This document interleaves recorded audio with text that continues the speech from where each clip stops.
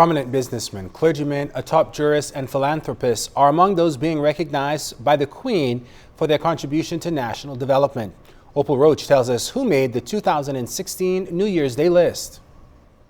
A number of outstanding Bahamians have made the Queen's Honors list. The top honors go to veteran broadcaster Edward Charles Carter and businessman Franklin Wilson, who will be knighted. The Companion of St. Michael and St. George goes to President of the Adventist Union, Dr. Leonard Johnson, and William McCartney of the Brethren Church. In the Order of the British Empire category, Justice Anita Allen becomes a dame, while Cleophas Adderley, James Catlin, Dr. Philip Ramming, and Taleda Strawn will take on Officer of the British Empire. Members of the British Empire are Thomas Baston, Joshua Culmer, Romeo Farrington, Dennis Hall, George Gilbert Pinder, Reverend Dr. Marina Sands, and Ansel Saunders of Bimini.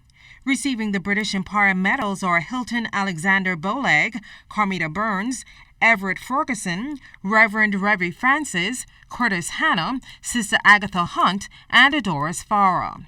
And receiving the Queen's Police medals are Assistant Commissioner Stephen Seymour and Retired Assistant Commissioner Hewlin Hanna. Opal Roach, ZNS. All right, Opal, thanks a lot. Senators debated and passed the National Honors Bill today ahead of the second majority rule holiday, which will be celebrated on January 11, 2016. Mover of the bill, PLP Senator the Honorable Keith Bell, noted that the legislation ensures those who are deserving will be rewarded, while PLP Senator the Honorable Alex Storr says future generations will have something to look forward to. Decisions relative to the conferment of national hero have been deliberately drafted to create an order reserved for the most exceptional of exceptional Bahamians whose lives and work transformed the nation.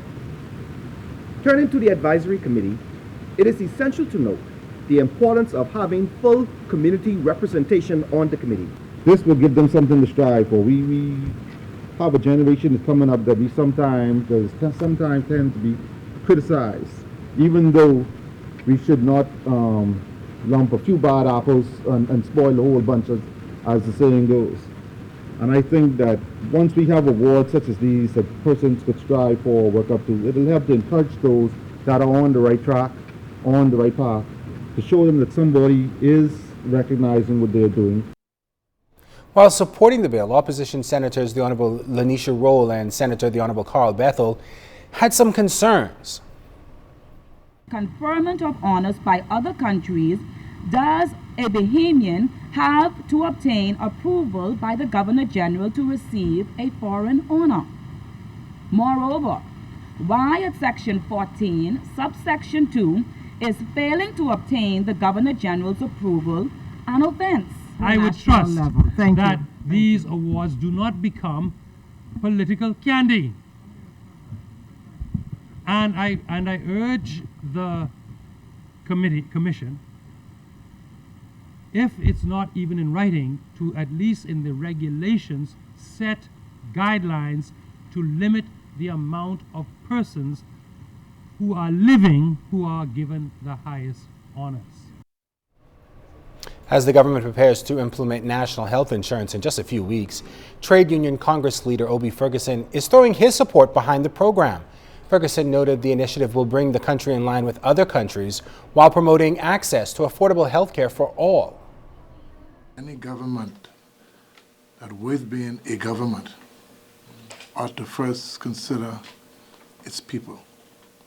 Cookout days are over, and I think it's appropriate that I say on behalf of the Trade Union Congress that we support the government in its effort to introduce this health program. And I'm also pleased to see the commitment the government has made with respect to the involvement of the nurses in this exercise. After the Bahamas Resort missed its March 27, 2015 opening date, Prime Minister the Right Honorable Perry Christie seems sure the result will open early next year. A local business executive is weighing in on the future of that property and told Cleopatra Murphy his own predictions for the Bahamian Riviera. Although Prime Minister the Right Honorable Perry Christie is expressing optimism that the Bahamas Resort could be opened by early next year and the convention center opened by March, Bahamas Chamber of Commerce and Employers Confederation CEO Edison Sumner does not think so. I am not optimistic that March is a realistic date for Bahamas to open, whether it's the convention center, whether it's a casino, whether it's the hotel resort properties. I am not convinced of that. And I'm not convinced because there's no evidence that we see happening right now that tells us that this is going to happen. Movement at the $3.5 billion resort that filed for Chapter 11 bankruptcy at the end of June has been non-existent for months, and nearly 2,000 Bahamian workers have been laid off from the property. Sumner says despite his opinion, he would gladly be proven wrong. The Prime Minister made his pronouncements. He's obviously speaking from a place of knowledge that none of us has access to.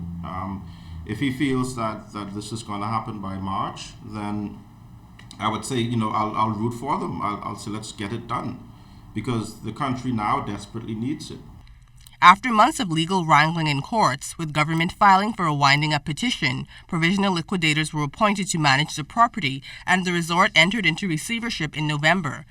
Bahamas remains closed while stakeholders are set to return to court in February to complete the winding-up process. Sumner says the chamber always believed the dispute with developer Sarkis Ismailian should have been settled out of court. When this whole issue started brewing, we made some recommendations to Bahamas, to the government and others, that we thought that taking an alternate route to resolve their difference would have been beneficial to all the parties concerned.